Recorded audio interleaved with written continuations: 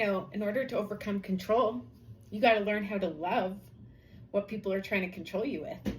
For example, when you have trauma, they try to use that trauma against you. But instead, you take that trauma and you be like, okay, why are they hurting me?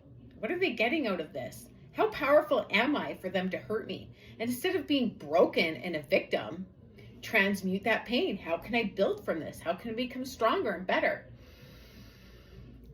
Betrayal is the best way to learn discernment. Okay, well, I know what to see now. I'm not going to put up with that.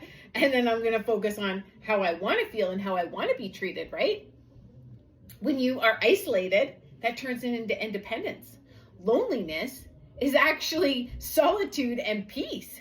You don't want to be stuck in a bunch of noise that drains you, that makes you feel bad. I love being in my own energy. People are like, oh, how can she be so alone? Because I don't have people draining my energy. I'm happy within myself. I'm fulfilled. I love myself.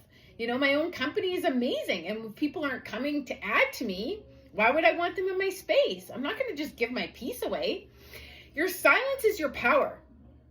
You don't have to respond to everybody. Not everybody deserves your energy. You're just feeding them. They don't deserve you a lot of the times. Rejection is your selection. You take it and be like, okay, well, I don't want those type of people. What kind of people do I want in my life? And then you get to choose who you're going to allow in. You actually have the power. You have to learn how to flip the script, how to turn it around, to work with it, to evolve, to grow, to advance. You don't need validation. You got to stop looking outside of yourself. When you stop looking for approval, you have ultimate mastery. Nobody can control you then. Your quiet confidence and unbotheredness is your mastery of existence.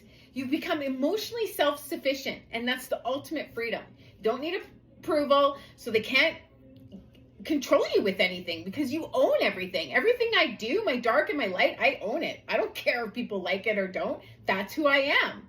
And I walk powerfully in it. It's when we try to be something that we're not, or give our power away and try to fit in. Now we're leaking our energy and we're shrinking ourselves. So when people try to control you, flip it. How can I use this to grow, to advance, to not be controlled by this, but become detached and overcome it?